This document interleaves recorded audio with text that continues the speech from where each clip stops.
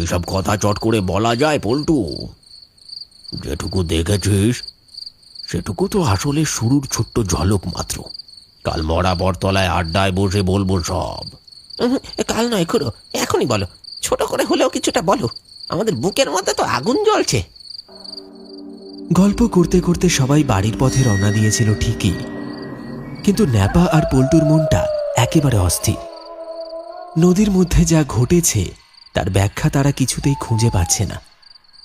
অন্ধকার নদীর বুকে হঠাৎ করে জেগে ওঠা পিশাচেরা, মৃত মাছের গন্ধে ভারী হয়ে ওঠা বাতাস, সব যেন দুঃস্বপ্নের মতো।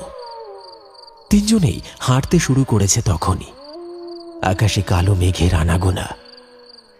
হঠাৎ বিদ্যুতের ঝলকানি পুরো আকাশ বাতাস কাঁপিয়ে দিল। এক মুহূর্তের জন্য চারপাশ ঝলসে উঠল, আর তারপর নামলো ঝমঝমিয়ে বৃষ্টি।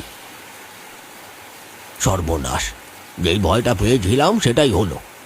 এবার যে জলে ভিজে ভিজে বাড়ি যেতে হবে। ওখুড়ো, ওই দেখো দূরে একটা ছাউনি করা মাচা দেখা যাচ্ছে।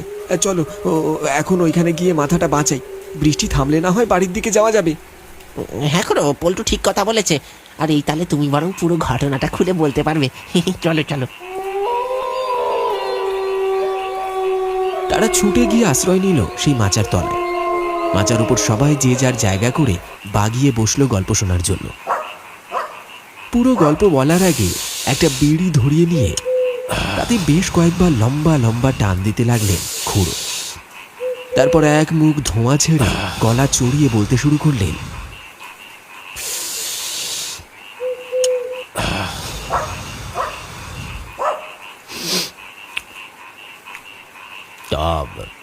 আজ থেকে ৩০-৩৫ বছর আগেকার কথা। তখন বাবার সাথে এই নদীতেই মাছ ধরতে আসতো।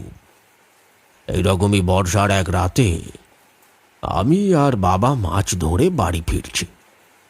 আকাশ কালো মেঘে ঢেকে গেল।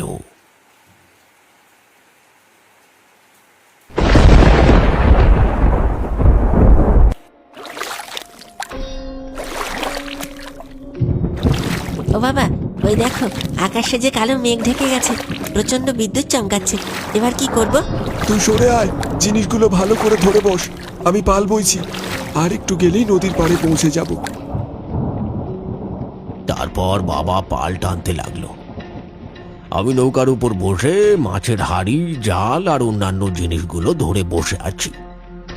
ঘুমট ভাবটা কেটে ঝোড়ো হাওয়া বইতে শুরু করলো। আকাশে প্রচন্ড বিদ্যুৎ চমকাচ্ছে, সাথে শুরু হলো বৃষ্টি। যা হোক, তাড়াতাড়ি করে নদী পাড়ে পৌঁছে আমি আর বাবা নদী পাড়ে ওই বট গাছটার নিচে দাঁড়িয়ে আছি। দেখলাম বাকি জেলেরা যারা মাছ ধরতে গিয়েছিল তারাও নৌকা নিয়ে বাড়ি ফিরছে। সব মিলিয়ে গোটা 10টা নৌকা আসছে। কি হলো খুড়া, তোমার চোখে জল? কাঁদছো কেন? সেদিনের কথা মনে করলেই এখনো চোখ ফেটে জল আসে। কেন খুড়ো, কি এমন ঘটেছিল যার জন্য তোমার চোখে জল আসে? তারপর দেখলাম চারিদিক কাঁপিয়ে পরপর বজ্রাঘাত করতে শুরু করলো। যেন অকাল মরণের খেলা শুরু হলো। চোখের সামনে যারা নদীতে নৌকা নিয়ে বাড়ি ফিরছিল সবকটা নৌকাতে বজ্রাঘাত হলো। নিমিষের মধ্যে নৌকাগুলো দাউ দাউ করে জ্বলে উঠল। আর তারপর নদীর জলে নৌকাগুলো ডুবে গেল। তাদের মৃত শরীরটাও দেখতে পাওয়া গেল না। খুড়ো, বৃষ্টি থামতে কেউ জলে জাল ফেলেনি? তাহলে তো শরীরগুলো পাওয়া যেত। সেই চেষ্টা করা হয়েছিল। বেশ কিছু জনের শরীর খুঁজে পাওয়া যায়, আবার বেশ কিছু জনের শরীর খুঁজে পাওয়া যায়নি। তখন থেকেই এরকম বর্ষার দিনে নদীর তলা থেকে রাত হলেই ওরা উঠে আসে, অপূর্ণ আত্মা, অতৃপ্ত খিদে নিয়ে। মাছ নয়, আত্মা খোঁজে তারা। ন্যাপা আর পল্টু থমকে দাঁড়ায়, আর তখনই বিদ্যুতের এক লম্বা রেখা ছুঁয়ে গেল তাদের পাশের গাছটাকে। গর্জে উঠল বজ্রধ্বনি, আর সেই শব্দের ফাঁক দিয়ে তারা শুনতে পেল দূর থেকে ভেসে আসছে একটা মর্মান্তিক আওয়াজ।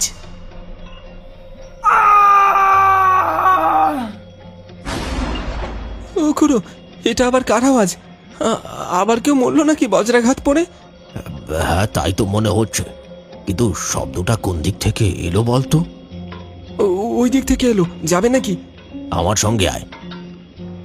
তারা মাচা থেকে নামতে যাবে, ঠিক সেই মুহূর্তে সবাই ঘুরে তাকালো মাচার উল্টো দিকে।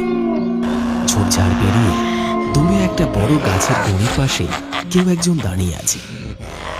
গা ছমছমে অন্ধকারে স্পষ্টভাবে মুখটা বোঝা যাচ্ছে না, কিন্তু তার অবয়বটা স্পষ্ট দেখা যাচ্ছে।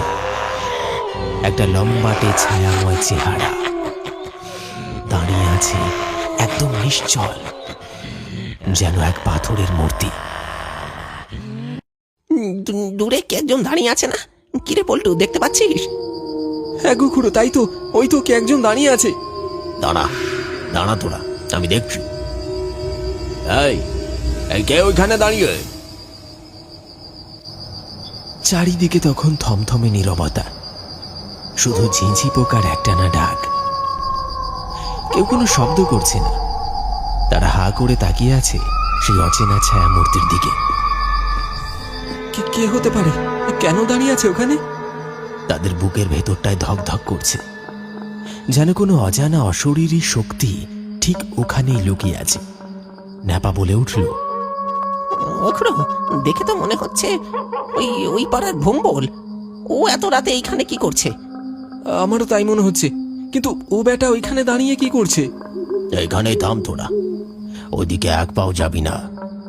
ব্যাপারটা ভালো করে বুঝতে দে আমায়।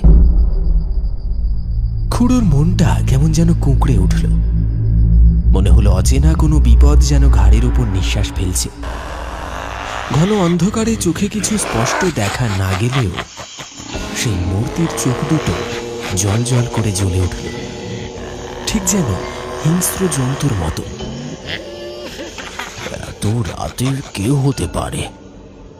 মনে মনে প্রশ্ন করেই খুড়ো এগিয়ে কিছু বলতে যাবে, এমন সময় হঠাৎ তার আগেই সেই ছায়ামূর্তি হন হন করে সামনে এগিয়ে এলো। তার গায়ের রং ফ্যাকাশে হয়ে গেছে।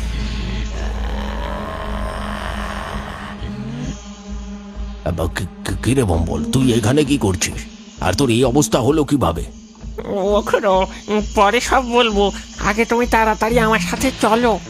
কেন রে, কি হয়েছে?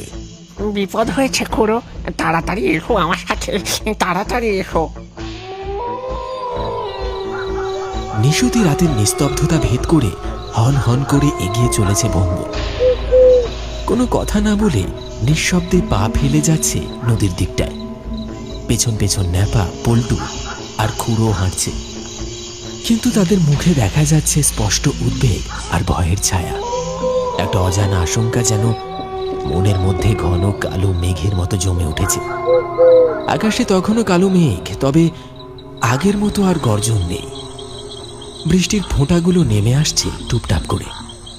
মাঝে মাঝে দূর থেকে শোনা যাচ্ছে ব্যাঙের ডাক, যেন কোনো অজানা সংকেত দিচ্ছে।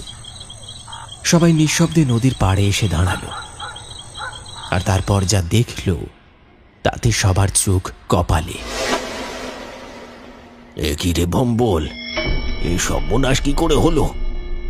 আর থাকতে পারল না ভম্বল, কেঁদে কেঁদে বলতে লাগলো, খুড়ো, সবই আমাদের কপাল গো। এই মরা নদীর ইতিহাস সবাই জানো। আমি বাবা আর কাকা নদীতে গিয়েছিলাম মাছ ধরতে। আকাশের অবস্থা খারাপ দেখে তাড়াতাড়ি বাড়ি ফিরছিলাম, কিন্তু শেষ রক্ষা হলো না। ওইসব পিশাচদের প্রকোপে আর রক্ষা হলো না। একটু আগে যে বজ্রঘাত পড়লো, তাতেই আমরা সবাই মারা গেলাম। এইসব বলছিস ভম্বল? তুই তো দিব্যি আমাদের সামনে দাঁড়িয়ে আছিস। না খুড়ো, আমি ঠিক কথা বলছি। ওই দেখো আমি আর ওই যে ওরা। ভম্বল যেদিকে হাত দেখালো সেদিকে তাকাতেই সবাই দেখল নদীর পাড়ে কাঁদা জলের উপর পড়ে আছে ভম্বল, তার বাবা আর তার কাকার শরীরটা। রক্ত শূন্য হয়ে গেছে তিনটে শরীর। খুড়ো, আমাদের যা হবার হয়েছে, তুমি এবার রক্ষা করো। বল ভম্বল, আমি তোদের কিভাবে সাহায্য করব? এই নদীর তলার পিশাচরা আমাদের শরীরগুলো নদীর তলায় নিয়ে যেতে চায়। তুমি আমাদের শরীরগুলো নিয়ে যাও, আমাদের শেষ কাজটা সম্পন্ন করো, তবেই আমাদের শান্তি। ভম্বলের কথা শেষ হতেই যেই না ন্যাপা, পল্টু আর খুড়ো এগোতে যাবে, ঠিক তখনই নদীর তলা থেকে প্রবল আক্রোশে চিৎকার করতে করতে বেরিয়ে আসলো সেই সব পিশাচের দল।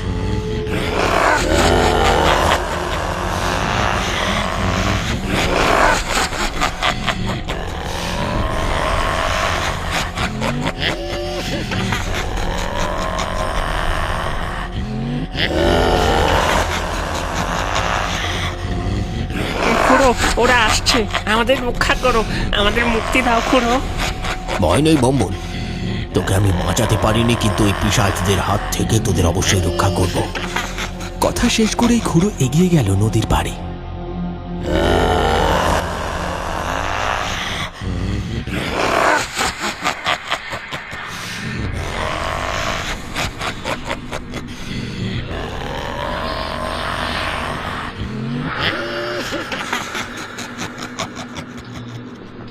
কাদা জলের উপর দাঁড়িয়ে চিৎকার করে বলতে লাগলো, দাঁড়িয়ে যা তোরা, তোদের এই জঘন্য খেলা বন্ধ কর এবার। তোদের সাথে যেটা ঘটেছে সেটা তোদের কপাল, এর পেছনে সাধারণ মানুষের কোনো হাত নেই।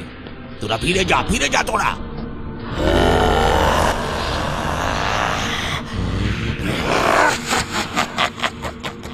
খুড়োর কোনো কথাই যেন তাদের কানে গেল না। গর্জন করতে করতে জলের তলা থেকে উঠে আসছে তারা। ন্যাপা আর পল্টু নদীর পাড়ে দাঁড়িয়ে সেই দৃশ্য দেখছে। আমি শেষবারের মতো বলছি, দাঁড়িয়ে যা তোরা, নয়তো পরিণাম ভালো হবে না। খুড়ো বারবার থেমে যেতে বলছেন সেই সব পিশাচদের। খুড়ো বাধা দেওয়া সেই পিশাচ খুব রেগে খুড়োর দিকে এগিয়ে আসে।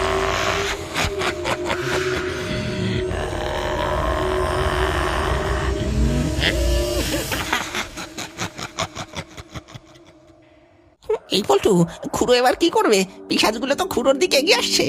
আরে নেপা, আমরাও তো কিছু করতে পারবো না। কি যে করি এবার? খুড়ো কি করবে বুঝে উঠতে পারছে না। আর ঠিক তখন খুড়োর মনে পড়ল তার বাবা মারা যাওয়ার আগে একটা মাদুলি দিয়ে গেছিল, আর বলেছিল যখন খুব দরকার পড়বে তখন যেন ব্যবহার করে। ঠিক তখনই মাদুলিটা হাতে নিয়ে বলল, আমি শেষবারের মতো বলছি, দাঁড়িয়ে যা তোরা, নয়তো পরিণাম ভালো হবে না।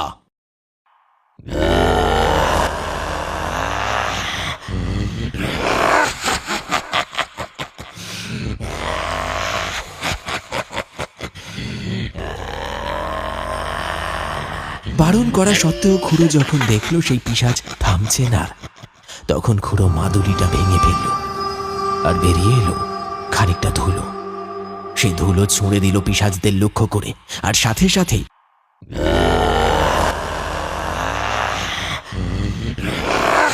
সারা শরীরে দাউ দাউ করে আগুন জ্বলে উঠল। একে একে ধোঁয়া বাতাসে মিলিয়ে গেল তারা। এরপর খুড়ো ভম্বলদের মরা শরীরগুলো নিয়ে গ্রামে ফিরে এলো আর ভম্বলের কথা মতো শেষ কাজ সম্পন্ন করল। এরপর থেকে ন্যাপা আর পল্টু দিনের বেলার দিকে নদীতে বেশি মাছ ধরে, রাতের বেলা তো নয়।